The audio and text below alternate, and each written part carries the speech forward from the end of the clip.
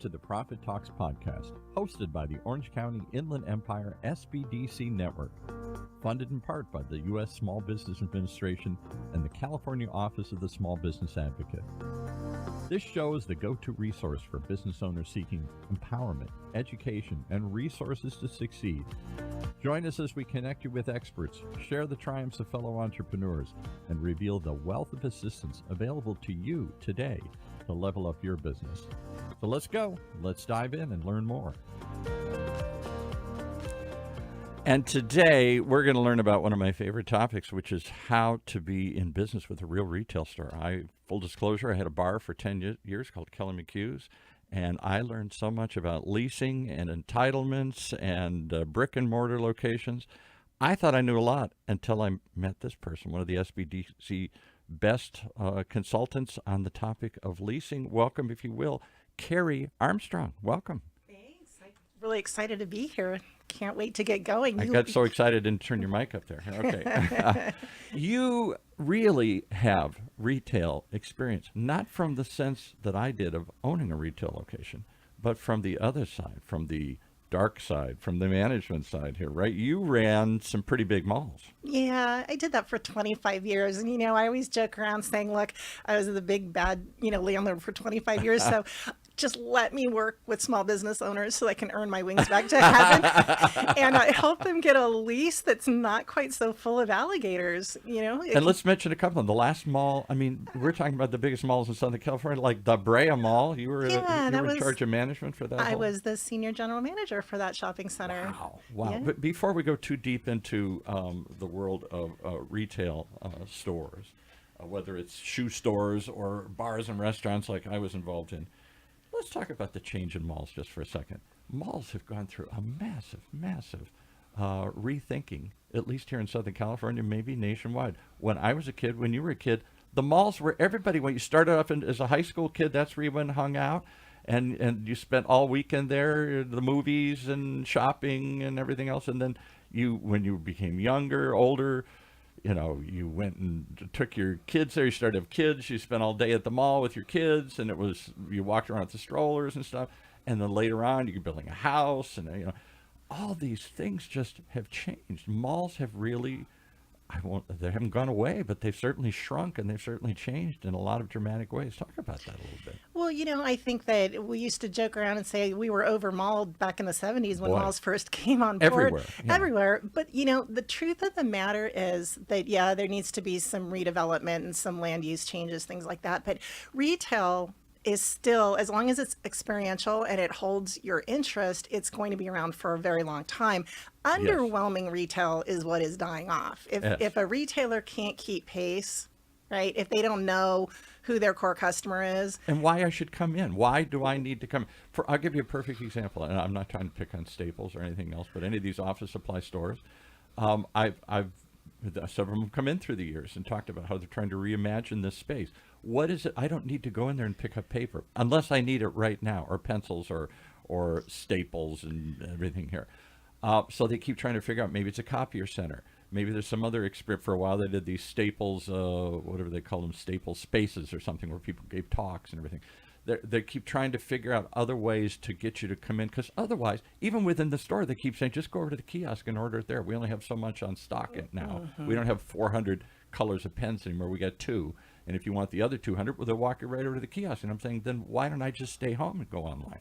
And I'm wondering if they're not wondering the same thing, or the CVSs of the world and stuff, where they're all trying to shrink their footprint or rethink why you walk in there. Is that what it's all about? Why do you walk in? I think so. And, that's the cautionary tale for our small business owners, is that if you're going to have a place where people are going to visit you, then you have to say, why should your clientele come in to see you? So what's your point of difference? What's your competitive advantage? What makes you amazing? Because if you're just going to exist in the realm of underwhelming, then why bother? Why bother? Exactly. And we could have a whole different conversation about this over a cup of coffee, but honestly, the e-commerce and those abilities, to be able to shop online, it does really beg to say to the small business owner, look, you have to have an omni-channel for sales. You can't just have your brick and mortar. You must be somehow accessible online as well. And then other ways of making sure that you can get to your customer. It's got to be an and. It can't just be an or anymore. Right. Yeah, right. for sure. So you've spent, 10, 12 years, 13 years now with the SBDC? Long time? Yeah, rounding the bend on 13. Wow. Yeah, okay. I know. I thought I was going to be there for like a year. But I this little transition thing, I'll try this. Little thing, I'll give it a shot. But it's so much fun because working with these small businesses is one of the most rewarding things I've ever been able to do. Because it's not this big, massive conglomeration. It's people's dreams. It's their families. It's their livelihood. And everything they do creates a legacy for those that are coming behind them and their own families and the people who work for them. Well, I'll just do a shout out. Maybe I shouldn't call him out, but our regional director here, Mike Daniels, runs some family. I think they're like Rocky Mountain candy stores or something. Yeah, like he's that. got a couple of those. Got a few of those. And that's what his father built him, I think. Yeah. And he's a second generation. Legacy owner. Legacy owner. Now he's talking about his kids are working into the business and stuff. So that was a dream of many of us, to have something tangible. You'd work in the store. That store would provide, in the same way that farmers had fields, in urban and suburban areas, you had a store, and that became your livelihood and your family's livelihood, and maybe a legacy for generations. Absolutely. And I think that's one of the reasons why, making sure that lease really works for you rather than against you is one of the important things. Because it's not a short-term endeavor. No, and if you are looking to do a short-term lease, then I would ask you, why are you doing it? Maybe you're not ready. Maybe there's other options now, pop-ups and fairs and marketplaces and things like that. Right. So you don't have to, in the mall business, those short-term leases were the carts and kiosks that you'd see in the middle of the mall. Yeah. That's where you test, people are like, well, what should I put on there? Well, originally, did you know that those carts and kiosks were to test products from the bigger retailers to see if there was a demand? Yeah, and then it became a thing, and then all these it became a business. Then it became a business, and then all of a sudden we had these small business owners that were using them in order to launch their very basic retail experience. Talk about pop-up. There's something I never heard of until a few years ago. It's this idea that if something just appears and it's going to be there for a short while.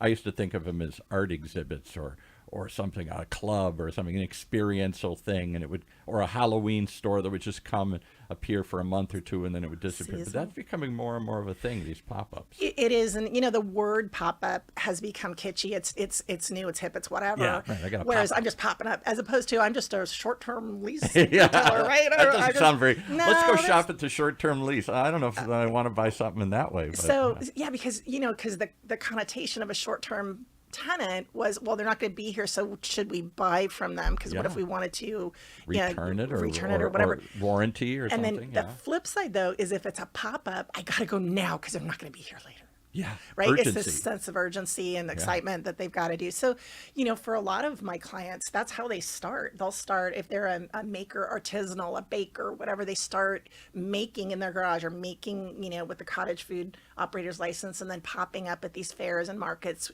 only here once a month. Yeah. And so then it creates this demand, but for the customer, or for our clients, for our small business owners, they start establishing proof of customer, proof of concept. Yes. It's not such a big buy-in. So if will anybody buy my cookies? Will anybody buy my clothing? Yeah. If my brand is underwhelming, then I'll know that early on, and I can pivot without these thousands of dollars a month rent. Right. So exactly. Yeah, for sure. So pop-up seems to be a new strategy. And then, of course, there are the kind of farmers markets or the street markets or other sorts of places you can pop up outside of the retail environment. And I see more and more at the great park here. They have various events, and I go out, and these people still have a dedicated business, but it's somewhere between a home business and a real brick and mortar store. Yeah. And that doesn't mean, though, that they don't have to be licensed properly or insured properly. Bingo. Right. Or priced Let's emphasize properly. that, because I think many of them think, I'm just going to bake cookies at home and I'm going to bring them and sell them at the pop-ups thing, at the street fair or whatever. Nope. Nope.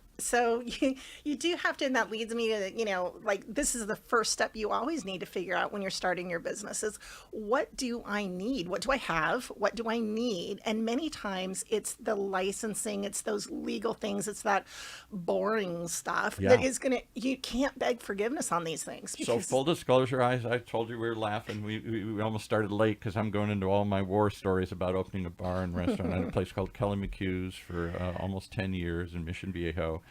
It was both a wonderful thing. It was the best of times. It was the worst of times, as they say. And I learned so many things the hard way. We learned so many things the hard way, my partners and I. We just thought we're going to go get a lease first. That was the most important thing. Let's get a good lease, a cheap lease, the right lease. And then when we got that, hooray. Well, by the way, you go down this weekend and get the liquor license and go get the health department. I guess we need something. What else do we need? Oh, my goodness. And here we were a year later paying rent in a space that we hadn't opened.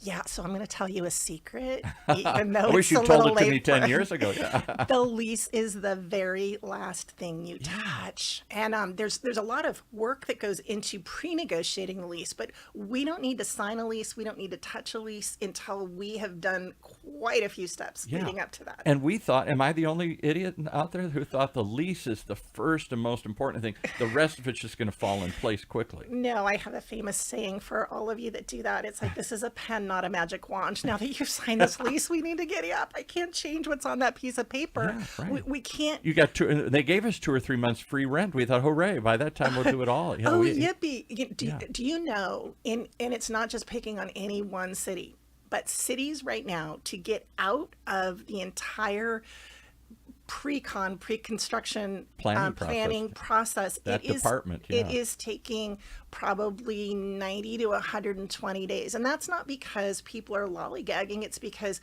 we've got a shortage of folks doing these jobs after post-COVID. They never refilled a lot of these many of the positions. cities sub them out. They don't have employees, so they're contracted with an outside agency to do this stuff. Yeah. And just because you don't know what you're doing and you submit plans that need corrections doesn't mean you're not going to have to do the corrections. Now here's the other, and I'm not trying to pick on cities, but I came in from because after we built this, we had other people who wanted to open bars and restaurants. I had a number of people, and for a couple of years I made a nice living off of going around and being this kind of for-hire gun that would go in and walk through this process. And like you, I was always shocked. It usually came to me when they ran up against a barrier. Yeah. Oh my God, we can't get this done ourselves, and they went out looking for somebody to help them. And what I was shocked with too through the years is, I don't want to say poorly, but you don't always get the right answer the first time you ask, whether it's the health department or the plan check or fire department. Some of this is debatable. Some of this is discussable. Some of this is, opinions and other sorts of things here. And some of it is just crazy enforcement of things. I could tell you all sorts of crazy things I saw health departments doing. It's true.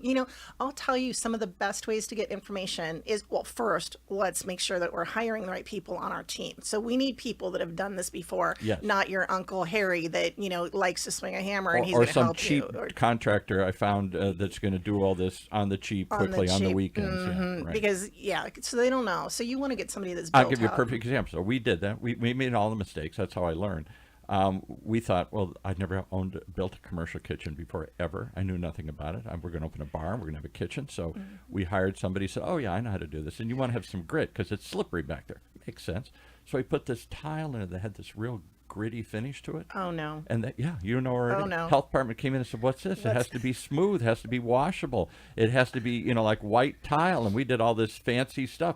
We spent a ton of money, and they made us rip it out. That's that old saying of good money after bad. Yeah. So you got to get it in the right. Oh my goodness! You know how much that cost? It's how much a time lot. That took? It is a lot, and and nobody's going to sit around saying, "Oh, poor you! You spent all this money and you did it wrong, so we'll just let it slide." We'll let it wave. No. So and that takes me. The first thing I have somebody do when they say, "Look, I want to start leasing a space." I said, oh, okay. I ask, have you done your projections? And the answer is usually, Again. I said, so I have some templates if you'd like to work through this. And the first thing I'm going to ask you to do is get together your equipment list, because it doesn't matter whether you're just selling t-shirts or if you're going to do a full-blown kitchen, right? We need to know, like, what do you need to put in the store? Because the other thing that everybody thinks is, well, I think I want just a little bit bigger so that I can grow into it. Yeah. And my answer to that is, when your mom took you shopping for school shoes when you were 7, she did not buy you shoes that were 2 sizes too big. Maybe it was a half a size bigger, right? Because you were going to grow into it. But leasing space that's too big for your use is just going to be a money pit, because the rent becomes exorbitant. Yeah. And so figure out what you need. What do you need? Where are you putting your fixtures? Where are you putting your cash wrap desk? Somebody asked me the other day, what is that? That's an old school term of, where do you check out? If you go into some of the big retailers today, you don't check out anywhere, because they all they walk around and they're checking you out electronically, digitally. And again, somehow we just thought we could do this ourselves. And then we found out laying out a kitchen, and we're doing this, the most expensive and it wasn't just what we thought would work, or the chef thought would work, or the bartender would thought would work. What does the city require? You have to have so many square feet of dry storage. I didn't know that. And employee changing rooms and those sorts of things. You know what? And you have to have drains in the appropriate places. Yeah. And then you have to have clearance between. And what about that ADA bathroom? Yeah. ADA, Americans with Disabilities Act. We didn't even consider that. And suddenly we have threshold issues and going out to the parking lot and other things. I thought that's the landlord's responsibility. Not unless you make sure it's in the lease that it is, right? See, these are those alligators. Leases have alligators in them beyond rent. Well, the one that killed us, so I'll end the story with my thing. We're trying to tell your tale, and I'm sharing my woe begone story here. Kelly McHugh's was a bar that was there for 10 years in the 90s, and we were so smart. We bought cheap insurance. We didn't put any sprinklers in the building because it was an old funky building. And all this, it was on the second story, and all this stuff in this funky rundown center that had sat empty for years. We never looked into what was behind the walls and all the crazy fire electrical things and all that stuff. What could possibly go wrong? What could possibly go wrong? So when it did go wrong, and the entire shopping center went up in flames, and we'd also smart, we'd figured out a ways not to put in sprinklers and all this other stuff, and our thing is lost. We go back to the landlord, and they say, thank you very much. We're going to give you a blank. We'll rebuild it. But it's now blank. It doesn't have the bathrooms, doesn't have the kitchen. Well, you originally supplied all that, not me. That was 10 landlords ago. Mm-hmm. I'm not giving you all that. So you got to come up with $100,000 for that. And the rent now, you didn't see the special clause that under subsection D, we can now change the rent that was laid out for 10 years. It goes from $1 a foot to $3 a square foot. Yeah. And on and on and on. And then we look at our lousy insurance, which is only because we were so smart. We don't need insurance, And it was so the bar never opened. A successful multi-million-dollar business went down the tubes because we had not ever thought about consulting about the lease, didn't think about all these what-ifs. Yeah. And I tell my clients this, look, there's possibilities and probabilities, right? Is it possible? Is it probable? And then are you willing to pay the piper if it does come to fruition? And so leases, at the SBDC, we don't ever get into complete legal or tax kind of stuff. No. So at some point, I'm like, look, you have to go have your attorney look at it, because there's some other clauses in there that could bite you, and we don't even know that they exist. And we saw that during COVID. Pages of these things, if you've ever seen a lease, the what if, and you just skip over that. Yeah, well, right. Yeah, whatever. Yeah. So we used to, when I used to lead my teams as a landlord, right? And we would have to audit leases and figure out for billing purposes and stuff. Or I would be training people coming up through the ranks, and they're like, I can't get through this. And I said, reading a lease is like reading Shakespeare or the Bible. It's best done out loud. So I would make them. That's a good point. Literally read it out loud. Because when you say the whereas the party of the first part, insofar as they thought of the party of the second part, was once upon a time And now we're just having a party. So you gave me some notes here, and I got to throw a couple of these in. LOI. What's an LOI? We're talking about. All right. So once we know what's going into this store, this space, right?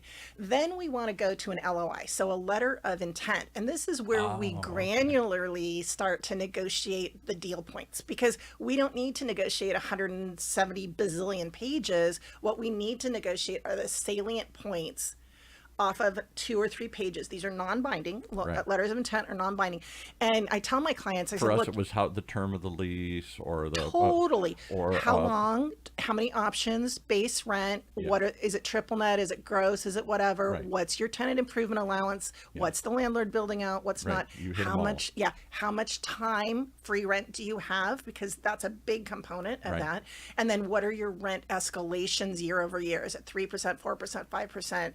You know, I had somebody come back to me. Their landlord wanted to do a 5% year over year, and it's pretty traditionally it's 3. I think they started at 7, and they're like, well, you know, it's inflation. I'm like, no, that's not how that works. Inflation is going to be recovered through your triple net costs, your CAM costs, right? Can I give you another one Yeah. that shocked me? What? Not in our space, but as I went out and did some consulting on this over a couple-year period, the landlord would say, well, this space is 3,800 square feet. And you'd say, okay. And then we'd go measure it. I said, let's just measure it. It was 3,300 square feet, or it was 39. You know, it was never more. It was always less. Always less, yeah. And I'm like, oh my goodness. And I'm like, well, we were guessing. I said, you drew architectural plans. You had all this stuff here. You built it out. But they changed the wall. They moved something else. And over time, and maybe the landlord who owns this, that was 3-4 landlords ago. Yeah, and they things could have put a changed. utility closet in there that makes it unusable, or Yeah. you know, and the thing, it's not like the drywall or the outside wall to the outside wall or inner wall to inner wall. It's Right. to the studs, so you have to know how deep that wall pocket is. Exactly. And it goes back to get the And right that people not on your only team. impacts what your rent is because you're paying per square foot, but also your triple net costs. Totally. Talk about triple net. People don't even understand this notion of triple So- net. I don't have a triple net when I go rent an apartment somewhere. No. So triple nets, you'll see it written out as NNN sometimes also. So that's CAM, common area maintenance, taxes, and insurance. And so the common area maintenance is going to And be your share of that. your share. Yeah. There's the center's 100,000 square feet or whatever. You're 5,000 of it. You're going to get 5% of that. Yeah. Assuming that you negotiated it properly and they don't have a clause that says that the denominator is open and occupied, and so therefore, yeah. So now, as a Dirty little guy, landlords, you're always coming up with stuff. as a little guy, the big guy goes out, and all of a sudden you're getting your fair share.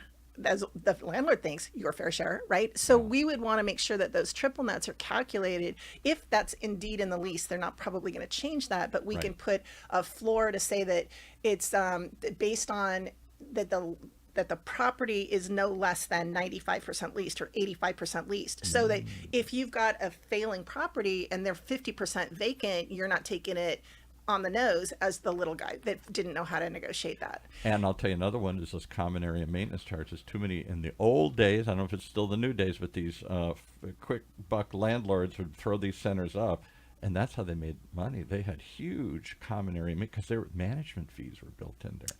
So yeah, we would want to look for that. Generally speaking, your triple nets should not be inflated. They should be actuals being passed back. Yeah, And there right. will be maybe a 3% admin or a 10% admin, but you have to see what they've built into there. And then this is where you have to read the lease and or get your attorney to read the lease for what is reasonable and normal, because Right. some of these leases will become really, really wonky.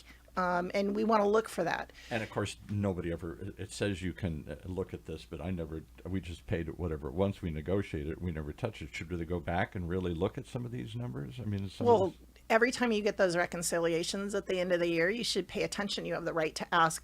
So, you know, where's the tax bills? Because it's the property tax for the curb to curb. Right. And what people don't remember, or they don't know, they're like, this landlord is so greedy and they're just trying to bill us for everything. And it's like, well, yeah, that's their business. That's their business. So the business is the hard costs of the taxes, the insurance, and the physical need to keep it up, security, lighting, you know, irrigation, all that kind of stuff, waste hauling, and then the rent. Waste hauling, yeah, that's right. And all of that's gone up dramatically in recent times. We've had landlords come in here and they say, okay, you all want to beat us up, we're the bad guys, but did you know that my trash bill doubled? Did you know that my maintenance the maintenance crew to go out and do the parking lot? So do you want me not to do that or not to do it as often? And then it's trash in the parking lot, and then that reflects on your business, you know? Come on. Look, if you're a restaurant and the cost of avocados triples, are you going to still sell me that piece of avocado for the same amount? No. You're going to have to raise your prices, right? So Same thing for the landlord. Good right? landlords will manage properly to that, and then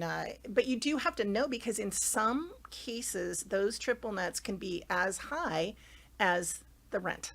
And especially in either a first generation project where they've just built it, to your point, where they're trying to recover everything, or if you've got a wonky old school type of a project that just got sold, that could release that Prop 13 tax protection, and the taxes can go up 300%. I managed a shopping center where that happened. Right. And that's because they only reevaluate taxes like your house whenever somebody buys it. So you may have been paying the tax rate from a long time ago, but now when it's sold, there's a new property value, and the taxes get to get reestablished. Instead of that 3%, now they get to completely reset it. So well, here's the problem, Karie. We've got 12 more things on your list, and we only got 2 or 3 more minutes left. We talked just about, we didn't even get into retail site selection. We just talked about negotiating lease. So we didn't talk about timelines and let me take it building to the it out and my God, borrowing money and all the other things. let me bring it home for everybody.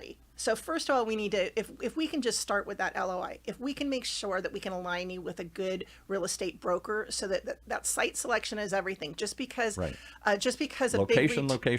Yeah, right. And it's not always where the big guys need to be. Sometimes it's where you need to be. It's where your customer is. That was the key that we found. Our bar and restaurant was in a beat up shopping center that nobody else had rented in years, but that's where our customers, because it was surrounded by apartments and young people who were looking to go out, and that was where we needed to be. So be where your customer is, not where your address is, not where you wish you needed to be, but where you belong, right? Be clear about that. And then be reasonable knowing that timeline for the build out. It is going to take exponentially longer than you thought. How long to get approved? How long to get it built? How long to get it approved? There's finals, releases, and everything. So all that math stuff that we all need to do. So we need to get those projections done. We need to know what it's really going to cost to build out. We need to get really good contractor bids. We need to get really solid timelines. And when we're negotiating that LOI, it's a function. So the letter of intent, it's a function of the base rent versus the free rent period. So let's say we want 90 days to build out after we've pulled permits, not 90 days just before anything, because it's going to take 90 days just to get our permits, right? So the landlord is doing math in their head, time value of money, and then the longer the term of the lease, the better terms you can usually negotiate. So if you're doing, we went for like 10-year leases. We would go for or long you can leases. do a 5-year with a 5-year option. Which scared us in the beginning, because we thought, what if this fails? I'm on the hook for 10 years. Yeah, and personal guarantees. Personal guarantees. So the other thing is, if you are going out for funding with a loan, your loan and your lease need to be equally as long. So what I mean by that is, if you need a 10-year loan, which you probably do, so you would do a 5-year lease with a 5-year option, right, to get to that 10 years. Or you could do the 10-year, but a lot of landlords aren't even doing 10-year deals right now for new concepts, because they don't want you to fail either and then be on the hook. They need to be able to flip you out of there if need be. And who knows what the future's bringing? Are rents going up or going down? In some sectors they're skyrocketing. In other sectors, office buildings and maybe retail centers, they're not skyrocketing. Maybe they're going backwards. Yeah, it depends on the use for sure. But you have to remember, the big landlords, their debt was probably variable. And so when the interest rate started going up, they went upside down. So these big landlords may be suffering against that, as well as the vacancy. And I'll tell you, one of the things that it would help, why I would come to somebody like you, is I need to understand. It's like playing poker. What's the other side holding? Where are they coming from? What are their intent? Too often we thought, well, surely, they would never do that. And we didn't understand their perspective. We didn't look at it from their point of view. And so we didn't understand what was realistic or what wasn't. For example, the building burned, they rebuilt it, and they wanted to triple the rent. I said, but you're not going to get anybody in this thing. It's going to sit there for empty. And it did sit there empty. But if they had accepted it, they bought the building based on a certain pro forma, a certain performance per square foot. And if they accepted a loss here, the bank could call their loan back and say, 100%. You're not meeting the expectations, so you lose. So they'd rather it sit empty and hope that somebody's going to rent it, and just tell the bank we're working on it, rather than say, we gave up, we were wrong, it's only going to ever rent for this much, and we borrowed based on this much. Well, I tell my clients, look, we need to speak the language of the landlord. And so, I was a retailer before I was ever a landlord. So I can run around all sides of the table and help craft that messaging so that people understand why they're going down this path, or what might come of it, so they can pivot. Because again, like you and I talked about before we started, is, when you're trying to get something, ask how to get a yes, rather than telling people what you want to do, because when you're new in something, you might not know the And these path. cities don't, nobody gets fired if they say the word no. Well, but then I want people to build my business. Okay, next. Yeah. Their job is to protect and not to have any unexpected things. The landlord, as much as you think they're desperate or want to give away the space, they're not They're foolish. not. Yeah. You know, the other thing that I think the listeners should also know is the lease and the loan. The funding needs to be identified, and the lease and the loan get signed almost simultaneously. You can't. They're not going to give you the loan without the lease, but you can't. If you've already signed the lease, then the lender is going to look at you like, "What are you doing?" Yes, right. There's a lot of work through there, and A a lot of small coordination business here. loan is like 90 days out too. So I'm going to guess 99% of people owning little retail stores up to big retail things have no consultant. They're doing it because they think they can figure it out. They got a million people telling them how to do this thing here. And if they've never done it before, they're going to run into a lot of problems. Yeah. I made a living for a while acting as a consultant for some part of it, getting the approvals and stuff. I didn't know about all the lease negotiations and Yeah. a little bit. You guys are free. No cost, no catch. That's unbelievable. I mean, the person that they all need is right here, right now, and all they got to do is call their local SBD center and get referred to somebody like you, or maybe you. Yeah. Yeah, for sure. For sure. And I tell people, stay in your lane. You know, people go to school and they get licensed to do a lot of things. They have experience to do a lot of things. If you don't have that expertise, rely on one of us that does, so that we can help get you over the finish line. So what's it like when they come to you? Because they probably come to you after they've screwed up.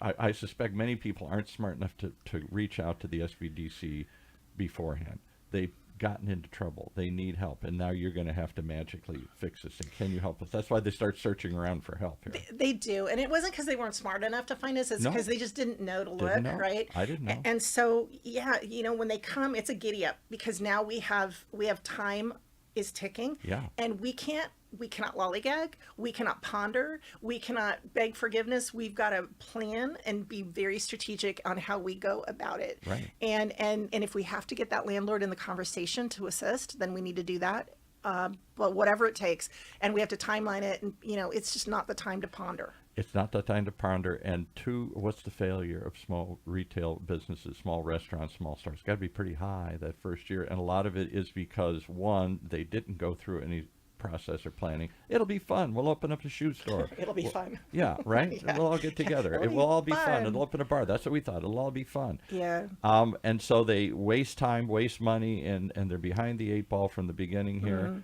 And then that kills them, because before the business can really launch and take off and get an audience and figure out all the kinks and stuff, they run out of cash. That's, you know, usually they're underfunded. Their resources are too low. They Right. don't have enough teammates. Right. They don't have enough knowledge. Yes. They don't have enough time. They don't have enough money. And Right. most brick and mortars need somewhere around 8 to 10 months to break even. Wow. And so that means you can't just build it and they will come. You Right. actually have to have a marketing strategy, and you need to giddy up on that horse too. Yeah, right. It's not just going to happen magically. Pretty daunting. And yet, I suspect that after COVID, more and more people who've been laid off or who've gotten tired, they're working at home now, and they said, this could be fun. I'm going to turn this into a business. I'm going to build a daycare center. I'm going to bake cookies for a living and sell this. I'm finally going to do my dream now here. It's. I was talking to Mike the other day, and I said, has the recession and COVID and everything killed dreams? He said, I think it's the opposite. I think it's kicked them into gear. People are looking now's the time. Life is short. Yeah. My job is not as guaranteed as I thought. It's now or never. More and more people want to go back in. And this perception that retail's dying and going away and brick and mortar is disappearing, I think it's the opposite. I think it's what you said. Good retail will always be there. Bad retail's Yeah, it's if it's underwhelming, nobody cares. But if you have a really great experience when you're interacting, whether it's a bakery, a cafe, a store, a salon, a Pilates place, it doesn't matter. You know, it's really about how the customer feels when they they're come in. when they come in, and Yeah. do they want to come back? Is there something the that key. is robust enough to bring them back? Well, I hope you'll come back and talk more about this, because there's so much. We just touched the surface on all of this. And there is a dream alive in many of us to open that store, to open that business. Wouldn't it be fun? Wouldn't it be wonderful to work for yourself? And it can be.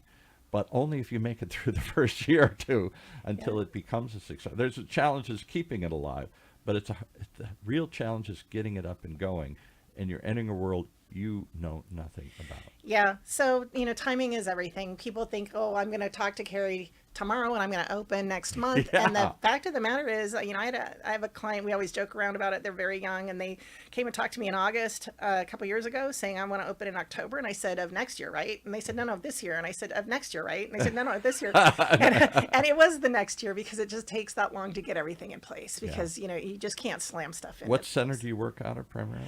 I work out of the Cal State Fullerton Center, and we're located in Irvine, but we're all virtual. And so, it's all Orange County and Inland Empire. And so because of my specialty, a lot of my colleagues will tap me on the shoulder and say, hey, Karie, can you co-consult with me on this one? You got to be one of the few. That's what surprised me. We'll talk more about in this series, the depth of the team at the SBDC. So many people with so many unique specialties who've decided to come together and offer their expertise.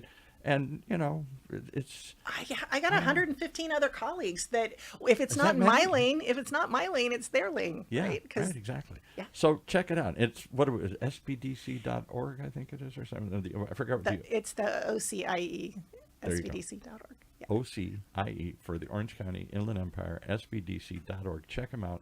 They've got a bunch of centers here throughout the area, and a bunch of good people like Karie Armstrong, and we're going to introduce you to some of them over the course of this series. Thank you so much for coming in, Karie Armstrong, and sharing what it can be an amazing journey or the scariest thing you've ever done, opening a business. Or both. Or both. Thanks for having me on. Okay. Take care.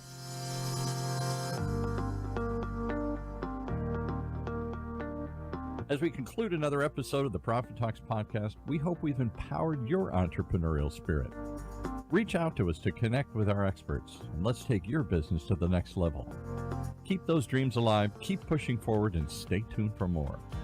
And if you liked what you heard in today's podcast and you want your business to reach new heights, just contact us at profittalkspodcast.org or call us at 1-800-616-7232. That's 1-800-616-7232. So until next time, keep thriving.